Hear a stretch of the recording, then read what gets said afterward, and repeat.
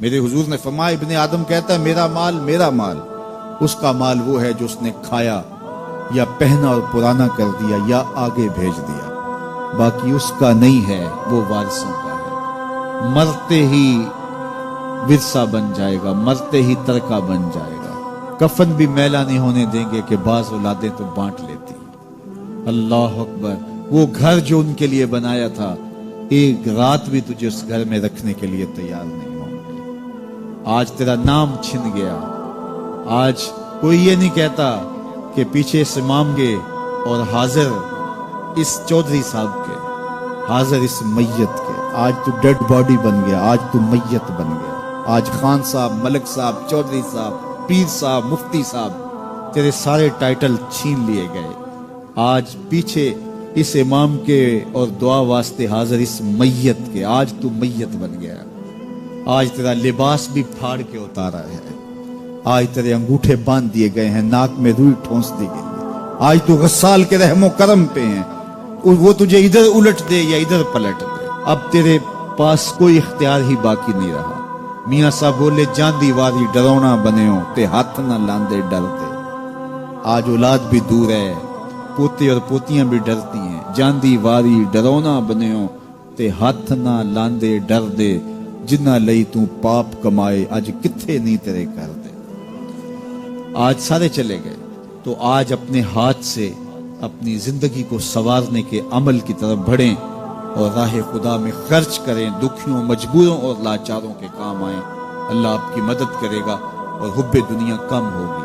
اللہ تعالیٰ جل شانہ نے سورہ عادیات میں پہلی 5 آیات میں قسمیں کی، پھر 3 آیات میں جو ہے وہ حضرت انسان کی وہ کمیاں، کوتاہیاں جن کی بنیاد پر باقی گناہ سرزد ہوتے ہیں ان کو بیان کیا، اور اس کے بعد پھر علاج بھی قرآن نے بتایا، اور کس قدر اس کو چوٹ لگائی۔ افلا یعلم اذا بعثر ما فی القبور وحصل ما فی الصدور ان ربهم بهم یومئذ لخبیر۔ افلا یعلم اذا بعثر ما فی القبور، اے اکڑ کے چلنے والے، اے ناشکر انسان، اے دولت کے پجاری، وہ وقت یاد کر جب تو قبر سے اٹھایا جائے گا۔ اس وقت کفن بھی چھین لیا جائے گا۔ اب سب کو چھین لیا گیا، دولت، بینک بیلنس، تیری جائیدادیں، پلازے، گاڑیاں، گھر، کوٹھیاں، بنگلے، سب کچھ یہیں رہ گیا، صرف ایک چادر کفن کی لے کے جا رہا ہے۔ لیکن جب قبر سے اٹھایا جائے گا یہ کفن کی چادر بھی رہ جائے گی، برہنہ اٹھایا جائے گا۔ اللہ اکبر، نہ پاؤں میں جوتے، نہ سر پہ پگڑی، نہ بدن پہ کپڑا، برہنہ اٹھایا جائے گا۔ سیدہ عائشہ رضی اللہ تعالیٰ عنہ نے سنا تو کانپنے لگی، عرض کی حضور قبر سے برہنہ اٹھائے جائیں گے تو ایک دوسرے سے حیا نہیں آئے گی؟ فرمایا عائشہ معاملہ اس سے بھی آگے ہے، کسی کو ہوش ہوگی تو حیا آئے گی، ہوش اڑے ہوئے ہوں گے، خوف قیامت طاری ہوگا، قبروں سے یوں لوگ اٹھائے جائیں گے۔ افلا یعلم اذا بعثر ما فی القبور، اب بعثر کا جو مفہوم ہے، جو ترجمہ اور معنی ہے وہ تو رہے، بعثر کا جو صوتی آہنگ ہے، جب بولتے ہوئے ایک جھٹکا لگتا ہے تو قبروں سے اٹھتے ہوئے لوگوں کی کیفیت معلوم کرنے کے لیے بعثر کا صوتی آہنگ ہی کافی ہے۔ افلا یعلم اذا بعثر ما فی القبور وحصل ما فی الصدور، حصل کے اوپر جو تشدید ہے، یہ معنی کو کتنی خوبصورتی کے ساتھ ایک مجسم پیکر میں سامنے لا رہی ہے۔ اللہ فرماتا پھر وہ وقت آئے گا جو سینے میں ہوگا وہ تشت ازبان ہو جائے گا۔ آج آپ مجھے نیک سمجھتے ہیں، میں آپ کو اچھا سمجھتا ہوں، لیکن میرے سینے کے اندر کیا چل رہا ہے یہ آپ کو نہیں پتا۔ یہ میں تقریر چہک چہک کے کر رہا ہوں، اس کے پیچھے کیا ہے؟ میں آپ کے دل اپنی جانب موڑنا چاہتا ہوں، آپ کی جیبیں خالی کرنا چاہتا ہوں، یا میں آپ کے سامنے پاک اور ستھرا اور بڑا جو ہے وہ نیکوکار بننا چاہتا ہوں، یا میرا مقصد رضائے الہی ہے؟ یہ مجھے پتہ ہے، آپ کو نہیں پتہ۔ آپ کہاں ہیں، کہاں کھڑے ہیں، میں آپ کو اچھا سمجھتا ہوں، لیکن آپ کو پتہ ہے کہ ہم کہاں کھڑے ہیں۔ لیکن قیامت کے دن یہ ساری چیزیں سامنے آ جائیں۔ وَحُصِّلَ مَا فِي الصُّدُورِ، اور سورہ الطارق میں فرمایا یوم تبلی السرائر فما لہ من قوت ولا ناصر، اس دن سارے راز کھول دیے جائیں گے اور کوئی طاقت نہیں ہوگی جو ان رازوں کو کھلنے سے روک سکے گا۔ آج طاقتور کی بات نہیں کھلتی اور کمزور کی بات اچھال دی جاتی ہے، لیکن وہ وقت آنے والا ہے یوم تبل السرائر فما لہ من قوت ولا ناصر، نہ زور کے بل پہ، نہ زر کے بل پہ، نہ کسی اور بل پہ کسی کام کو روکا جا سکے گا، ہر شے تش تش بام ہو جائے گی۔ وہ کتنا سخت دن ہوگا۔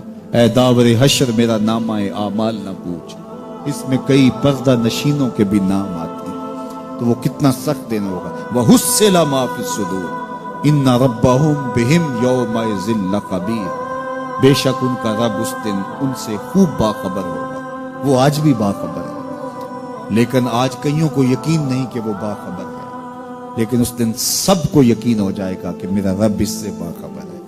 جب پرانی تصویریں چلنا شروع ہو جائیں گی، جب ساری ویڈیو سامنے آ جائے گی، زندگی میں جو جو کیا، تنہائی میں، اعلانیہ، خفیہ، جہاں جہاں جو کیا، داد عیش تھی، سب کچھ تش تش بام ہوگا، سب کچھ جو ہے وہ سکرین پہ چل رہا ہوگا، کوئی چیز بھی تش تش بام ہونے سے نہیں رہ جائے گی۔ تو پھر بندہ کہے گا اوہو، یہ تو سب میرے مالک کو پتا تھا، لوگوں کی نظروں سے چھپ سکا، رب کی نگاہوں سے تو نہیں چھپ سکا۔ اس کی نگاہوں سے کون چھپ سکتا ہے؟ یہ یقین آج اپنی روحوں میں اتار لو، اچھی طرح سے جذب کر لو۔ گناہوں سے بچنے کا اکثیر نسخہ ہے یہ یقین کہ میرا رب مجھے دیکھ رہا ہے۔ یہ یقین جب روح میں جم جائے، خیالوں میں اتر جائے، اعتقاد کا پختہ حصہ بن جائے، پھر بند کوٹھڑی میں بھی جرم نہیں ہو سکتا کہ میرا مالک تو مجھے دیکھ رہا ہے۔ آپ دیکھتے نہیں کہ جب ساتوں دروازے بند کر کے بت کے اوپر موٹا کپڑا ڈال کے زلیخا بولی ہے تلک، یوسف اب تو آ جاؤ نا، اب تو کوئی نہیں دیکھ رہا، قال معاذ اللہ، تو جناب یوسف نے کہا میں اللہ کی پناہ میں آتا ہوں۔ اللہ اکبر، تو دروازے بند کر کے لوگوں کی نظروں سے چھپ گئی ہے، اور بے نور آنکھیں رکھنے والے اس پتھر کے بت سے بھی حیا کرتی ہے اور اس پہ بھی پردہ ڈال لیا ہے۔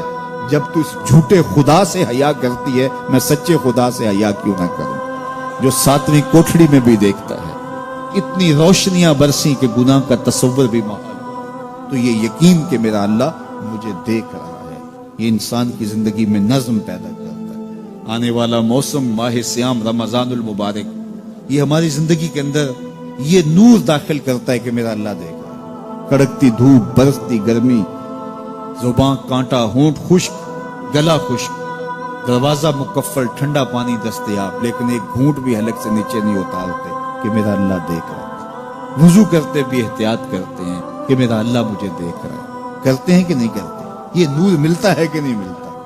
اس کو پھر جذب کر لینا چاہیے تاکہ یہ زندگی میں چھا جائے، کیونکہ جو رمضان میں دیکھتا ہے وہ غیر رمضان میں بھی دیکھتا ہے۔ اور پھر پانی نہیں پیتے کہ اللہ دیکھ رہا ہے، کھانا نہیں کھاتے اللہ دیکھ رہا ہے، لیکن جب آنکھ بھٹکتی ہے تو اس وقت اللہ نہیں دیکھتا، جب خیال بہکتا ہے تو اس وقت اللہ نہیں دیکھتا۔ رشوت میز کے اوپر سے لے رہے ہوں یا نیچے سے لے رہے ہوں تب نہیں اللہ دیکھ رہا ہوتا، اللہ صرف کھانے اور پینے کو دیکھ رہا ہوتا ہے۔ یہ جو ایک نور آیا ہے اس کو جذب کر لیں، پوری زندگی میں پھیلا لیں۔ تو اسی لیے رمضان تقوی بانٹتا ہے، روزہ تقوی بانٹتا ہے، زندگی میں نور اور روشنیاں بھر دیتا ہے۔ باپ اپنے بیٹے کو کوئی بات کہے تو سعادت مند بیٹے کو غور سے وہ بات سننی چاہیے۔ استاد یا شیخ اپنے شاگرد کو کوئی بات کہے تو اسے غور سے اس بات کو سماعت کرنا چاہیے، کیونکہ کہنے والا اس کا بزرگ ہے۔ لیکن وہ بزرگ، وہ شیخ، وہ استاد اگر ساتھ قسم بھی کرے تو پھر اور زیادہ مضمون کی اہمیت ہو جاتی ہے کہ یہ کوئی اہم مضمون تھا جس سے قبل قسم کی جا رہی ہے۔ اب یہاں جو ارشاد فرمایا جانے لگا ہے اس سے قبل میرے رب نے رب ہو کے قسم کی ہے۔ میرا مالک تو یوں بھی کہہ دیتا تو کافی تھا، لیکن مضمون اتنا اہم ہے کہ اس کو بیان کرنے سے قبل میرے رب نے قسم کی، اور پھر قسم بھی ایک نہیں کی، 5 قسمیں کی۔ والعادیات ضبحا، قسم ہے ان گھوڑوں کی جب وہ तेज दौड़ें तो उनके सीनों से आवाज निकलती है। राह हक में जिहाद के लिए जब घोड़े दौड़ते हैं तो उनके सीनों से निकलने वाली आवाज अल्लाह को कितनी महबूब है कि उन घोड़ों की कसम की। फलमूरियात क़दहा, और वही घोड़े जब बर्क रफ्तारी से दौड़ते हैं और पथरीली जमीन में जब उनका गुजर होता है तो उनके पांव से लगी हुई खुरियों के टकराने से पत्थरों से जो शरारे निकलते हैं, अल्लाह फरमाता है कि मैं उन घोड़ों की कसमें करता हूं कि जिनके पांव से लगी हुई खुरियों के टकराने से पत्थरों से शरारे निकले। फिर इरशाद फरमाया फल मुगीरात सुबह, और वो घोड़े सुबह के वक्त जब हमला आवर होते हैं और दुश्मन के लश्करों को तख्त व ताराज करते हैं तो उन हमला आवर होने वाले घोड़ों की कसम फअसरन बिही नक़अ, और जब वो हमला आवर होते हैं तो उनकी सुमों से गर्द उड़ती है। तो अल्लाह फरमाता है वो गर्द उड़ाने वाले घोड़ों की कसम। फिर इरशाद फरमाया फवसतन बिही जमआ, और वो बहादुर और दलेर घोड़े अपने सवार को लेकर के जब दुश्मन के कल्ब में घुस जाते हैं और जत्थों पर हमला आवर होते हैं तो मुझे घोड़ों की ये अदा भी अच्छी लगती है, तो मुझे उन घोड़ों की कसम। तो 5 कसमें की। कसम है उन घोड़ों की जो दौड़ते हैं तो उनके सीनों से आवाज निकलती है। कसम है उन घोड़ों की कि जब वो पथरीली जमीन से गुजरें तो उनके पांव से लगी हुई खुरियों के टकराने से पत्थरों से जो शरारे निकले। कसम है मुझे उन घोड़ों की जो लश्करों को ताख्त व ताराज करें। कसम है उन घोड़ों की जब वो हमला आवर हों तो गर्द उड़े, और कसम है उन घोड़ों की जो लश्करों के कलेजे चीर दें और आगे बढ़ जाएं और दुश्मनों के जत्थों पे हमला आवर हों। तो इन 5 किस्म के घोड़ों की मेरे रब ने कसम की है। अल्लाह अकबर। मेरे मालिक जात के घोड़े और तू उनकी कसमें करे। तो कहा कि ये घोड़े मेरे महबूब के गुलामों के हैं।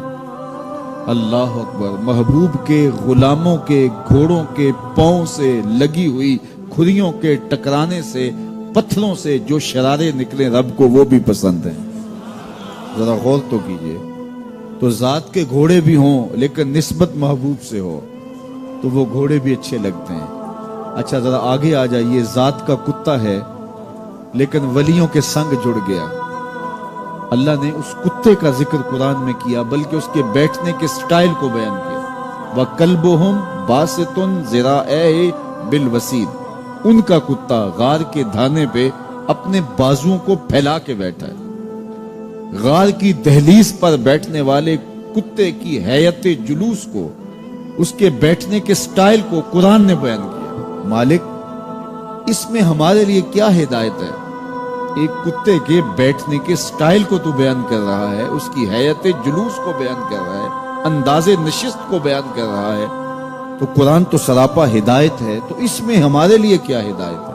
कहा यही तो बताना चाहता हूं कि जात का कुत्ता भी हो, संग नेकों के जुड़ जाए तो वो काबिले जिक्र हो जाता है, और अगर तुम मेरे वलियों से जुड़ जाओगे फिर तुम्हारा मर्तबा क्या। यहां तो कुत्ते जुड़ जाएं तो काबिले जिक्र होते हैं।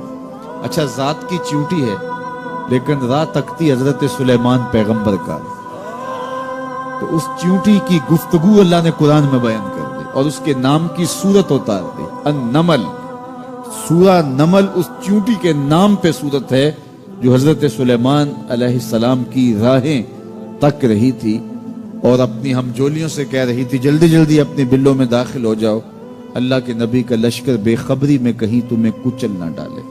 और हजरत सुलेमान ने उस चींटी की बात को सुना। फतबस्समा दाहिकम मिन कौलिहा, और मुस्करा भी पड़े। तो चींटी भी हो, घोड़े भी हो, कुत्ते भी हों, लेकिन जब अच्छे लोगों के संग जुड़ जाएं, निस्बत बुलंद हो जाए तो वो काबिले जिक्र हो जाते हैं। तो हैं घोड़े लेकिन मेरा रब रब हो के कुरान में उन घोड़ों की अदाओं की कसमें कर रहा है। والعادیات ضبحا فالموریات قدحا فالمغیرات صبحا فأثرن به نقعا ووسطن به جمعا۔ قسم ان گھوڑوں کی جو تیز دوڑیں تو سینوں سے آواز نکلے، پتھریلی زمین میں جائیں تو پاؤں سے شرارے نکلیں، گرد و غبار اڑائیں، دشمن کے لشکروں کو تاخت و تاراج کر کے ان کے جتھوں میں گھس جائیں، ان دلیر اور بہادر گھوڑوں کی میرا رب رب ہو کے قسم کر رہا ہے۔ یہاں قسم کی بات چلی تو اللہ نے محبوب کے گھوڑوں کی قسم کی، گھوڑوں کی اداؤں کو پسند کیا۔ محبوب کے غلاموں کے گھوڑے، ان کے پاؤں سے لگی ہوئی کھریوں سے ٹکرانے والے پتھروں سے نکلنے والے شرارے، رب کے وہ بھی محبوب۔ اللہ اکبر۔ تو پھر قسم کی بات چلی تو کبھی گھوڑوں کی قسمیں کی، کبھی محبوب کی راہ گزر کی قسم کی۔ لا اقسم بہذا البلد، مجھے قسم ہے اس شہر کی۔ تو شہر مکہ کی قسم کیوں کی؟ وہاں کعبۃ اللہ ہے، مقام ابراہیم ہے، چاہے زمزم ہے، صفا و مروہ ہے، مزدلفہ ہے، منا ہے، عرفات ہے، قدم قدم انوار کی برستی برکھا ہے، مطاف ہے، حتیم ہے، مستجاب ہے، مستجار ہے، ملتزم ہے، باب کعبہ ہے، سقف بیت اللہ ہے، قدم قدم پہ انوار برس رہے ہیں۔ شاید میرے رب نے قسم اس لیے کی ہو، شاید قسم اس لیے کی ہو، لیکن میرا رب کہتا ہے لا اقسم بہذا البلد، مجھے قسم ہے شہر کی، یعنی شہر مکہ کی۔ کیوں؟ یہاں کعبۃ اللہ ہے، یہاں مقام ابراہیم ہے، یہاں مزدلفہ ہے، منا ہے، عرفات ہے۔ کیوں قسم؟ وانت حل بہذا البلد، محبوب اس شہر کی گلیوں نے تیرے قدم چومے۔ اے انت مقیم فی ھذا البلد، امام قرطبی نے اس کا مفہوم بیان کیا۔ محبوب آپ کی اقامت اس شہر میں ہے، آپ کے سانسوں کی خوشبو سونگھی ہے شہر کی فضاؤں نے، اس لیے مجھے شہر کی قسم کہ محبوب یہاں تم جو رہتے۔ اللہ اکبر۔ تو محبوب کے شہر کی قسم کی، والعصر، محبوب کے زمانے کی قسم کی، والضحیٰ، محبوب کے چہرے کی قسم کی، واللیل، محبوب کی لٹکتی زلفوں کی قسم کی۔ کبھی کہا محبوب تیرے چہرہ زیبا کی قسم، کبھی کہا تیری زلف عنبری کی قسم، کبھی کہا تیرے شہر نور کی قسم، کبھی کہا تیرے زمانہ حسین کی قسم۔ اور پھر قسم کا باب چلا تو بات کہاں تک پہنچی؟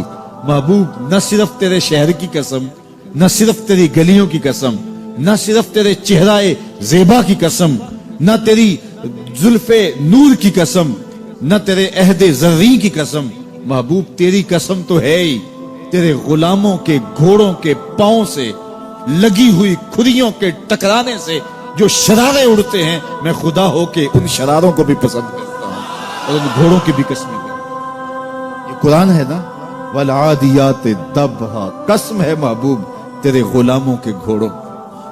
اللہ اکبر۔ قسم ہے ان کے سینوں سے نکلتی آواز کی، قسم ہے ان کے پاؤں سے نکلتے ہوئے شراروں کی، قسم ہے ان کی خوبصورت اداؤں کی، ان اداؤں والوں گھوڑوں کی قسم۔ اللہ اکبر۔ یہ قسمیں کرنے کے بعد جواب قسم کیا ہے؟ دیکھیے میں یہاں بیٹھا ہوں اور میں گفتگو کے آغاز پہ ہی قسمیں اٹھانا شروع کر دوں۔ مجھے قسم ہے رب کعبہ کی، مجھے قسم ہے عرش الہی کے مالک کی، مجھے قسم ہے زمین و آسمان کے خالق کی، تو قسموں پہ قسمیں کرتا جاؤں تو جو مجھے غور سے سننے کا عادی نہیں بھی ہے تو وہ بھی متوجہ ہو جائے گا اور سننے کے لیے بے چین ہو جائے گا کہ حضرت قسموں پہ قسمیں اٹھائے جا رہے ہیں، کوئی بات ہے آج؟ تو میرا رب رب ہو کے قسمیں کر رہا ہے۔ تو اس کے بعد جواب قسم کیا ہے؟ تو کان کھڑے ہو گئے، روحوں میں پیاس بڑھ گئی اور سماعتیں بچھ گئی کہ میرے مالک تو قسموں پہ قسمیں کر رہا ہے، کبھی گھوڑوں کی اداؤں کی قسمیں، کبھی ان کے سینوں سے نکلتے ہوئے جو ہے وہ اس مہیب آواز کی قسمیں، کبھی پاؤں سے اڑتے ہوئے شراروں کی باتیں، اور کبھی ان کے پاؤں سے اڑتی ہوئی دھول کی کہانیاں۔ تو قسم پہ قسم، اور قسمیں بھی گھوڑوں کی، تو کوئی بات ہوگی۔ تو ایک دم کان کھڑے ہو گئے تو جواب آیا ان الانسان لربہ لکنود، بے شک انسان اپنے رب کا ناشکر ہے، انسان اپنے رب کا ناشکر ہے۔ قسمیں گھوڑوں کی ان کی اداؤں کی اور ناشکر حضرت انسان کو کہا۔ یہ کتنی لطیف چوٹ تھی جو حضرت انسان کو ماری گئی. یا اللہ ہمیں ناشکرہ کہنا تھا تو کہیں اور مقام پہ کہہ لیا جاتا. گھوڑوں کی تو قسمیں کرے اور ہمیں ناشکرہ کہے. گھوڑوں کی قسمیں ہو رہی ہوں اور انسان کو ناشکرہ کہا جائے. انسان کو ناشکرہ کہنا تھا تو کسی اور موقع پہ کہہ لیا جاتا. کہا یہی تو سمجھانا چاہتا ہوں کہ چم میٹھا نہیں ہوتا، کم میٹھا ہوتا ہے. تو ذات کے گھوڑے بھی ہوں لیکن کام کریں تو مجھے وہ بھی اچھے لگتے ہیں.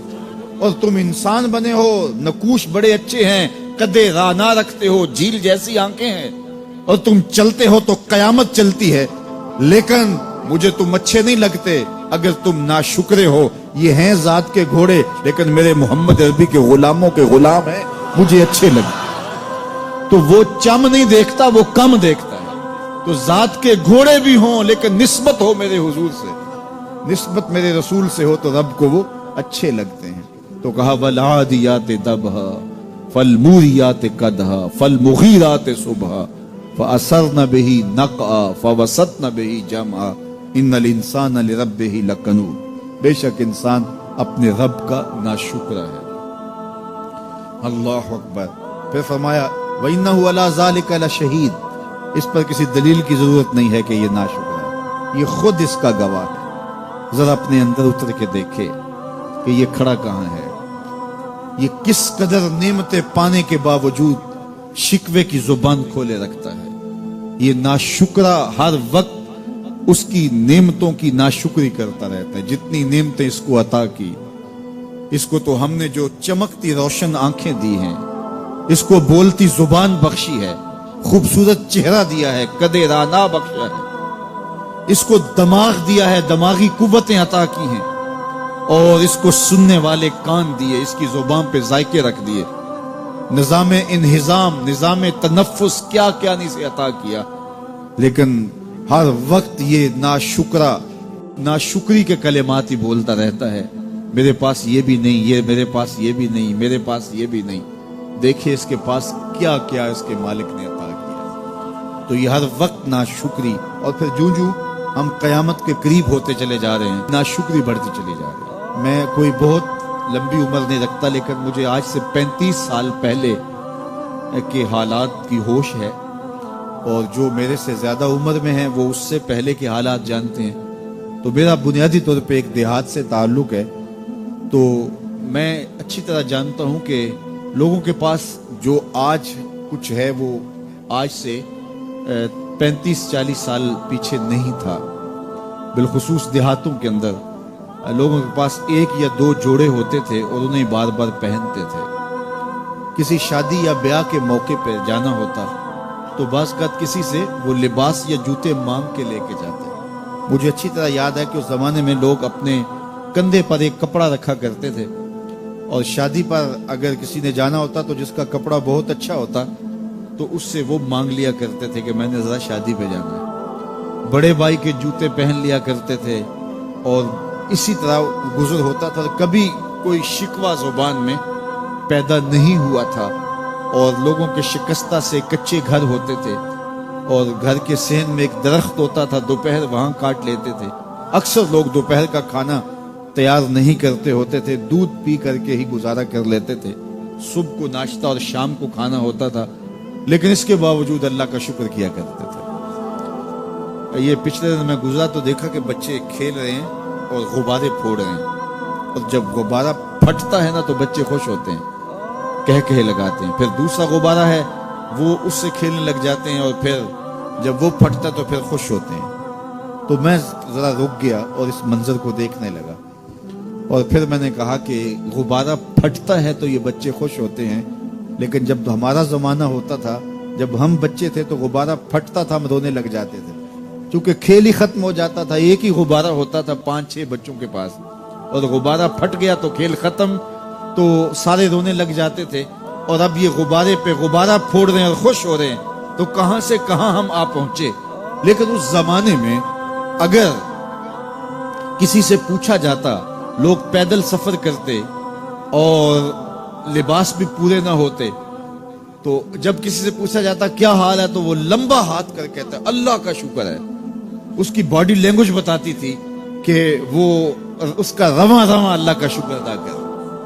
تو اس کا لہجہ بتاتا تھا, اس کا انداز بتاتا تھا کہ وہ اللہ کا شکر کس گہرائی قلب سے کر رہا ہے. تو وہ کہتے ہیں اللہ کا شکر ہے. اور آج جب کہ اتنی نعمتیں لوگوں کو میسر ہیں, اتنا کچھ نصیب ہے, عالی نصب گھروں میں رہتے ہیں, لمبی لمبی گاڑیاں ہیں, سہولتیں ہیں, آسودگیاں ہیں, آسائشیں ہیں, مالی آسودگی ہے, رہائشی آسودگی ہے, کھانے پینے کے وافر سامان ہیں, ٹیبل پہ اتنے کھانے لگے ہوئے ہوتے ہیں کہ باری نہیں آتی کھانے کی, اور اس قدر لباس ہے کہ موسم گزر جاتا ہے اور بعض لباس بدلنے کی باری نہیں آتی. لیکن اس کے باوجود کسی سے پوچھے جناب کیا حال ہے, آسودہ حال شخص سے بھی پوچھیں تو وہ بھی بڑے آہستگی سے کہتا ہے بس چل ہی رہا ہے. تو وہ زمانہ تھا کہ جب لوگوں کے پاس کچھ تھا نہیں تو لمبا ہاتھ کر کے کہتے تشکر کا لہجہ کتنا دل آویز تھا, اللہ کا شکر ہے. اور آج کہتے بس گزر ہو ہی رہی ہے, بس چل ہی رہا ہے. تو ناشکری بڑھتی چلی جا رہی, اتنا کچھ ہونے کے باوجود جو ہے وہ ان کا بھی چل ہی رہا ہے.